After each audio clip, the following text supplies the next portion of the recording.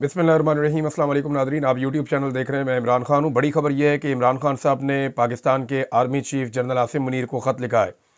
इमरान खान पाकिस्तान के साबिक़ वज़ीर आज़म हैं और आसिम मुनीर पाकिस्तान के आर्मी चीफ हैं, और असल में लड़ाई यहीं चल रही है। हम अपने आप को बिला वजह धोखा देते रहते हैं कि हुकूमत ये कर रही है, मोहसिन नकवी ने ये कर दिया है या शहबाज शरीफ ने ये कर दिया है। जो रियलिटी है वो सभी जानते हैं कि मामला पाकिस्तान की एस्टेब्लिशमेंट और पाकिस्तान तहरीक इंसाफ के बीच में। इमरान खान साहब जो हैं उन्हें एस्टेब्लिशमेंट शिकस्त देना चाहती है, और इमरान खान साहब हार नहीं रहे, ना वो हार मान रहे हैं और ना लोग उनका साथ छोड़ रहे हैं। तो इमरान खान साहब ने जो सारी सूरत हाल बताई, पहले वो लेटर पढ़ते हैं। लेटर पढ़ने के बाद मैं आपको बताऊंगा कि इसके ऊपर रद्द-ए-अमल क्या आया, और ये लेटर एक्चुअली इमरान खान साहब ने आर्मी चीफ को लिखा क्यों है। इसका जो हकीकत है वो उसके ऊपर कोई बात ही नहीं कर रहा कि ये इमरान खान साहब ने लेटर क्यों लिखा, इसका रीज़न क्या है और एक्चुअली ये लेटर कह क्या रहा है। सबसे पहले तो आप देखें कि इमरान खान साहब ने जो लिखा वो मैं आपको पढ़ के सुना देता हूँ, और ये वो बातें हैं जो इमरान खान साहब पहले भी करते रहे माजी में, पहली मरतबा उन्होंने ये बात नहीं की। तो जनाब, लेटर शुरू होता है, फ़ौज भी मेरी है और मुल्क भी मेरा है। ये बात इमरान खान साहब पहले भी बहुत दफ़ा कहते रहे हैं, हमेशा से उनका ये जुमला है। हमारे फ़ौजी पाकिस्तान के लिए कुर्बानियाँ दे रहे हैं। दहशतगर्दी के ख़िलाफ़ जंग में कामयाबी के लिए ज़रूरी है कि कौम फ़ौज के पीछे खड़ी हो, लेकिन अफसोसनाक अमर है कि एस्टेब्लिशमेंट की पॉलिसियों की वजह से फ़ौज और अवाम में खलीज दिन ब दिन बढ़ती जा रही है। इसकी कुछ बुनियादी वजूहात हैं जिनको मद्देनज़र रखते हुए एस्टेब्लिशमेंट को अपनी पॉलिसियों पर नज़रसानी करनी चाहिए या करने की ज़रूरत है, ताकि अवाम और फ़ौज के दरमियान बढ़ते हुए फासले और फ़ौज की बदनामी को कम किया जा सके। सबसे बड़ी वजह 2024 के इंतखाबात में तारीखी धांधली और अवामी मैंडेट की सरेआम चोरी है, जिसने अवाम के गुस्से को उभारा है।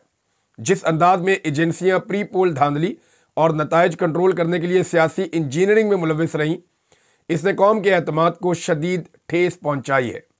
सिर्फ 17 नशस्तें जीतने वाली पार्टी को इक़्तिदार देकर अर्दली हुकूमत मुल्क पर मुसल्लत कर दी गई।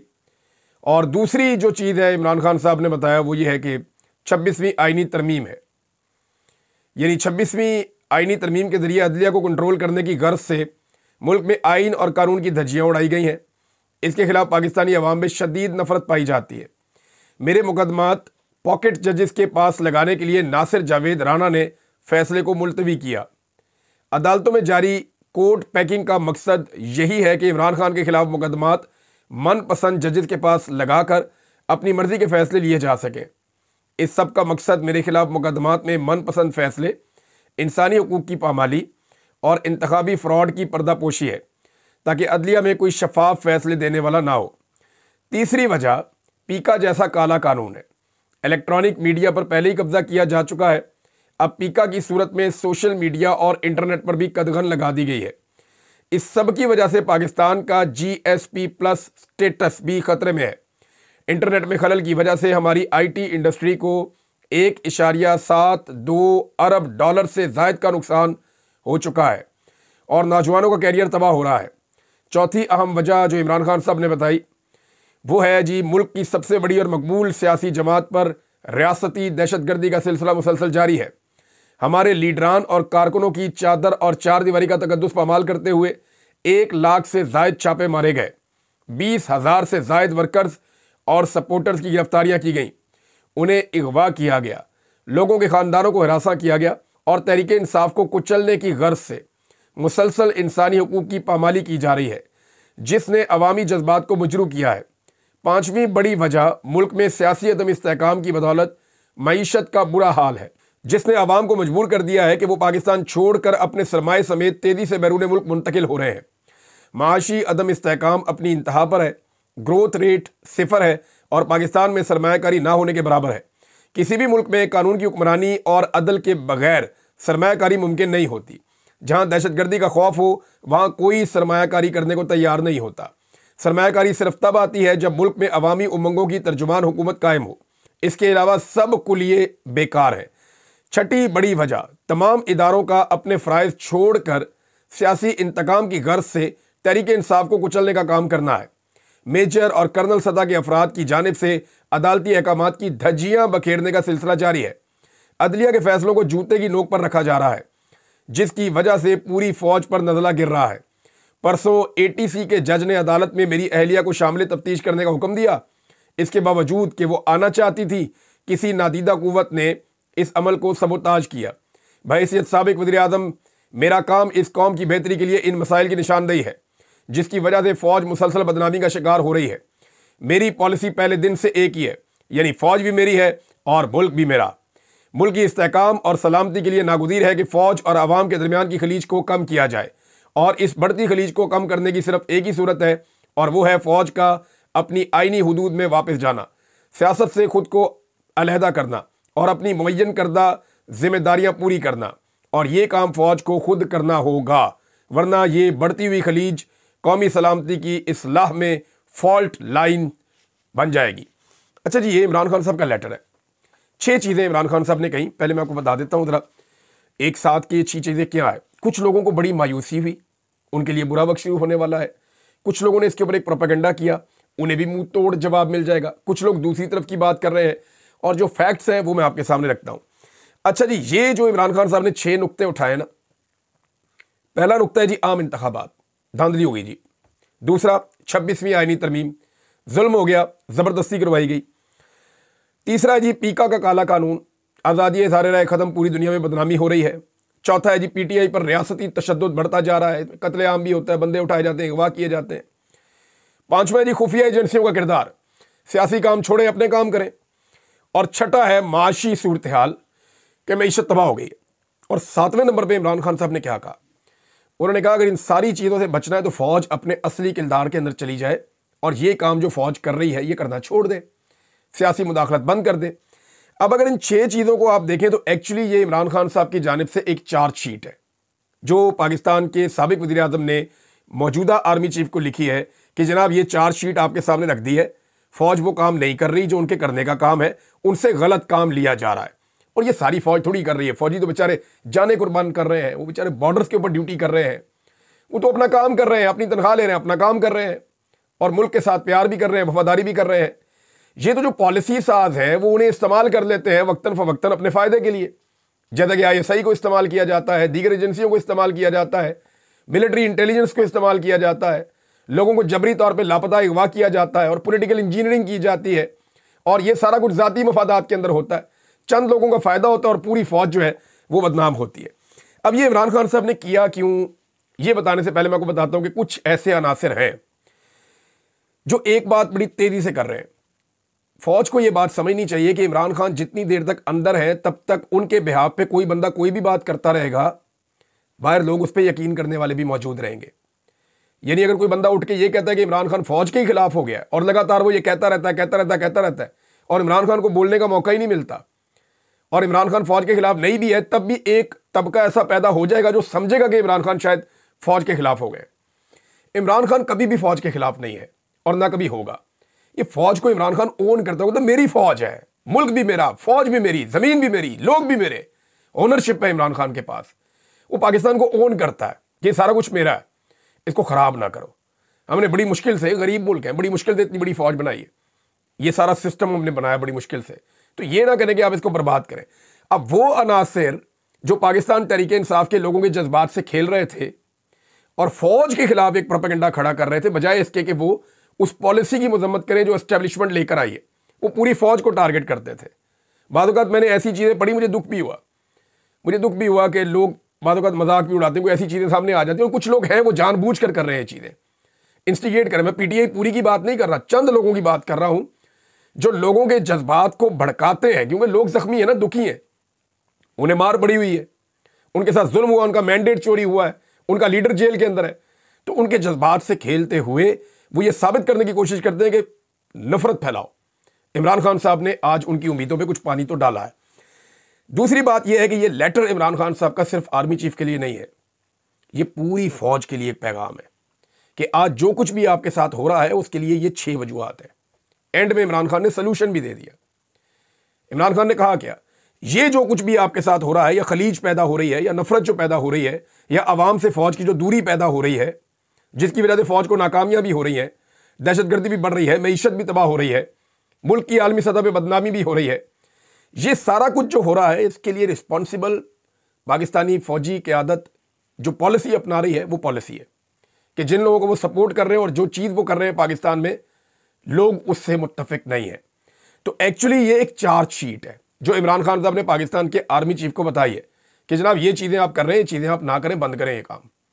अच्छा, एक तो इमरान खान साहब की जानिब से ये चार्जशीट है और ये पैगाम सिर्फ पाकिस्तान के आर्मी चीफ के लिए नहीं है, पूरी आर्मी के लिए, इसीलिए इसको पब्लिक भी किया गया है। दूसरी जानिब से कुछ लोग ये प्रोपेगेंडा कर रहे हैं कि इमरान खान ने मिन्नतें और तरले शुरू कर दिए। मैंने लेटर आपके सामने पढ़ा है, इसमें कहाँ है मिन्नत और तरला।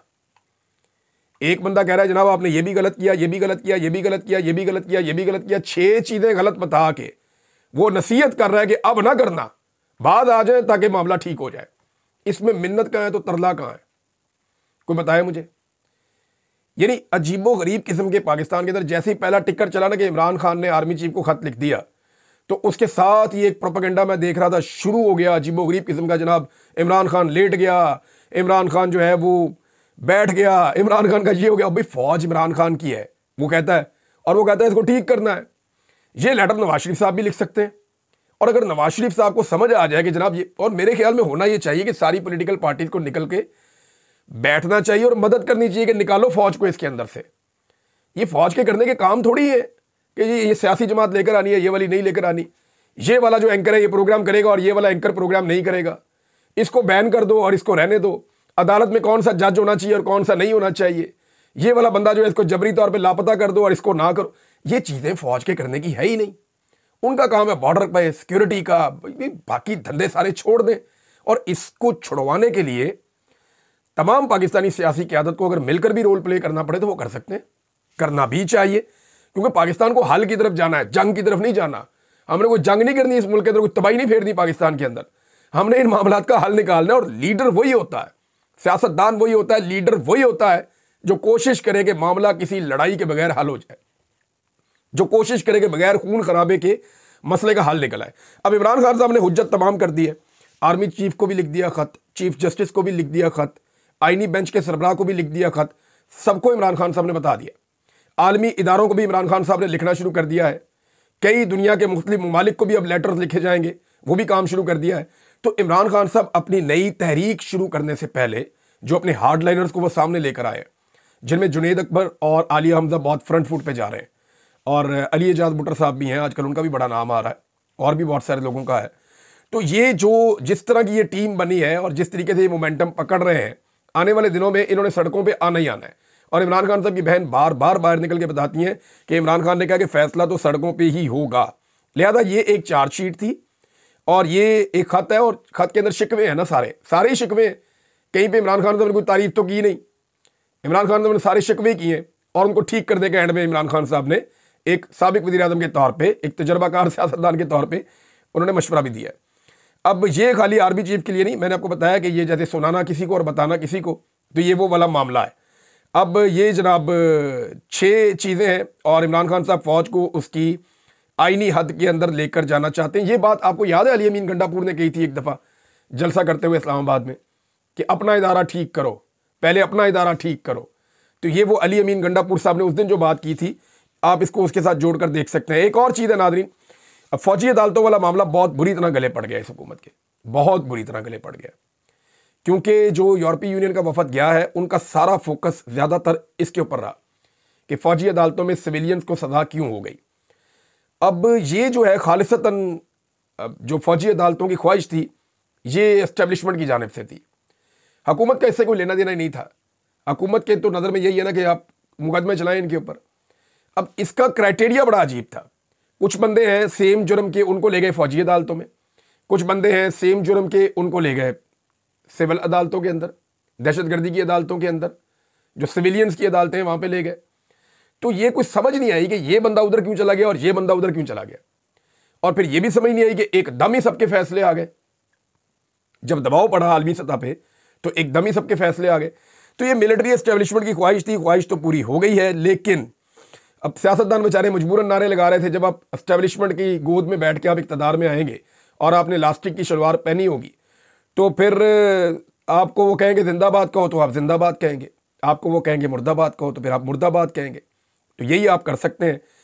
अब मामला यहाँ तक पहुँच गया है कि अदालत के ज़रिए से ऐसा दिखाई देता है कि शायद फ़ौजी अदालतों का कांटा निकाल दिया जाएगा, ताकि आलमी सतह पर जो पाकिस्तान की बदनामी हो रही है या जो नुकसान होने जा रहा है उस नुकसान से बचने की कोशिश की जा सके। इसके ऊपर एक प्रोपेगेंडा तैयार किया जा रहा है, वो मैं आपको पहले बता देता हूं। बहुत सारे टाउट्स ये कहेंगे कि देखें जी, जिनको सजा हुई अब वो सजाएं कलदम करार दे दी गई हैं, तो कौन इंसाफ देगा इस मुल्क में? जब कोई जत्था चाहेगा उठेगा और उठ के जो है वो तनसीबात के ऊपर हमला कर देगा, जब कोई जत्था चाहेगा उठेगा और उठ के जो है वो फौजियों के ऊपर अटैक कर देगा, तो उनको कौन प्रोटेक्शन देगा?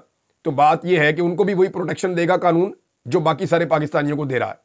ये टाउट्स जब भी आपको ये कहना, तो आपने इनको ये कहना है कि वज़ीर-ए-आज़म का गिरबान पकड़ा गया, उस पर तुम क्यों नहीं बोले? वो भी तो गैर कानूनी था, गैर आईनी था। गैर कानूनी और गैर आईनी तौर पे बेशुमार लोगों को अगवा किया गया, साबिक वज़ीर-ए-आज़म अगवा कर लिया गया, पार्लियामान के ऊपर अटैक किया गया, उस पर भी बोलना चाहिए था, वो भी ताकत के बलबूते पे किया गया। आइन और कानून की बार बार धज्जियां उड़ाई गई, मुल्क के ऊपर बार बार मार्शल लॉ लगाया गया और पौने 200 मुकदमात कर दिए गए एक साबिक वज़ीर-ए-आज़म के ऊपर। एक सूबे के वज़ीर आला को 2 मरतबा लापता कर दिया गया, फिर गोली तक चला दी गई निहत्ते लोगों के ऊपर, पुरअमन लोगों के ऊपर, पाकिस्तानियों का मैंडेट छीन लिया गया। तो ये मामला यकतरफा नहीं हो सकता। जब इतना जुल्म और बर्बरियत होती है तो फिर दूसरी तरफ से पब्लिक का एक रिएक्शन आता है, वो ऑब्वियस है। लेकिन इमरान खान साहब का ये मानना है कि जो रिएक्शन पब्लिक का आया वो उतना नहीं था जितना उसको बनाया गया। वो ये कहते हैं ये बाय डिज़ाइन था। और मैंने आपको बताया कि अमेरिकन एक फर्म है, उसकी तहकीकात के ज़रिए से पाकिस्तान तहरीक इंसाफ ने या ओवरसीज़ पाकिस्तानियों के ग्रुप ने बाकायदा वो अपने पास रखी हुई है, जिन्हें वो डोनाल्ड ट्रंप की हुकूमत के साथ अब शेयर करेंगे और उसको दोबारा से पब्लिक करेंगे। और उन तहकीकात के मुताबिक उनके पास सबूत मौजूद है कि ये 9 मई के बारे में वो ये कहते हैं कि ये बाय डिज़ाइन था, तहरीक इंसाफ को ट्रैप किया गया उस सारे मामले के अंदर। ये उस तहकीकात के अंदर वो इस कंक्लूजन पे पहुंचे। नाज़रीन, इमरान खान साहब को दी जा रही थी ऑफर और डील, अब इसकी गवाही जो है वो अली अमीन गंडापुर ने भी दे दी है। गंडापुर ने कहा कि इमरान खान को नथिया गली और बनी गाला या वज़ीर आला हाउस मुंतकिल करने की तजवीज़ दी गई। आमने सामने बैठेंगे तो मसाइल हल होंगे। एक बार 80% और दूसरी बार 99% मामला तय पा गए थे। इमरान खान पहले कारकुनों की रिहाई चाहते हैं। प्रॉब्लम यहाँ आके फंस जाता है। इमरान खान तो कहते हैं पहले मेरे कारकुन सारे बंदे छोड़ो और मुझे इंसाफ दो। अब चीज़ें चल रही हैं, 1-2 दिन में मुलाकात होगी। अब जो पीछे हटा अपनी ज़बान से फिरेगा, ये स्टेटमेंट अली अमीन गंडापुर साहब ने दिया है। अब वकला ने नाज़रीन एहतजाज किया कल के दिन में और भरपूर एहतजाज किया। इस्लामाबाद हाई कोर्ट में अदालतों में पेश नहीं हुए, लेकिन नए जजेस ने अपने केसेस शुरू कर दिए हैं सुनना। लेकिन वहाँ पे सरकारी वकील ही गए और एक मखसूस चैम्बर के एक एक केस तीनों अदालतों के अंदर लगाए गए हैं। और ये खबर दी है मुतीउल्लाह जान साहब ने।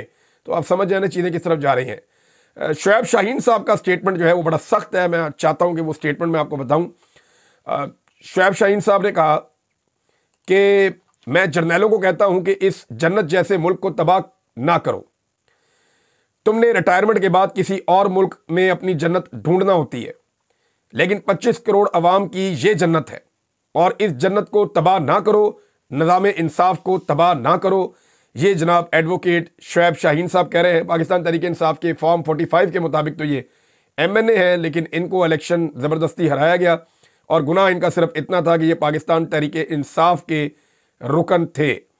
एक और खबर नाज़रीन, आलिया हमजा साहिबा ने स्टेटमेंट दिया है। मैं बड़े अरसे से आपको ये बात कह रहा हूँ कि इमरान खान साहब जब ट्वीट करते हैं उनकी पार्टी के लोग उसको रीट्वीट ही नहीं करते। और यानी बहुत बड़ी तादाद में, मैं ये कहूँ कि अक्सरियत जो है वो MPs की, MNAs की, सेनेटर्स की, जिनके अकाउंट्स की रीच अच्छी खासी है, और उन तमाम लोगों के जो अकाउंट्स की रीच है जो अच्छी खासी है, वो सिर्फ इसलिए है कि वो इमरान खान के साथी हैं। लोग इमरान खान की वजह से उनको इज़्ज़त देते हैं, उनके बयानिए की वजह से इज़्ज़त देते हैं। वो लोग इमरान खान साहब के बयानिए का बोझ उठाने को तैयार नहीं है और वो ट्वीट को भी रीट्वीट नहीं करते। इस पर आलिया हमजा साहिबा ने एक रद्द-ए-अमल दिया है। मैं स्पेसिफिकली वही बात बता देता हूँ। उन्होंने कहा अगर कोई साबिक वज़ीर-ए-आज़म इमरान खान साहब की बात, ट्वीट और एहतजाज का बोझ नहीं उठा सकता तो वो इस वक्त अलग हो जाए और वर्कर्स को सामने आने दे।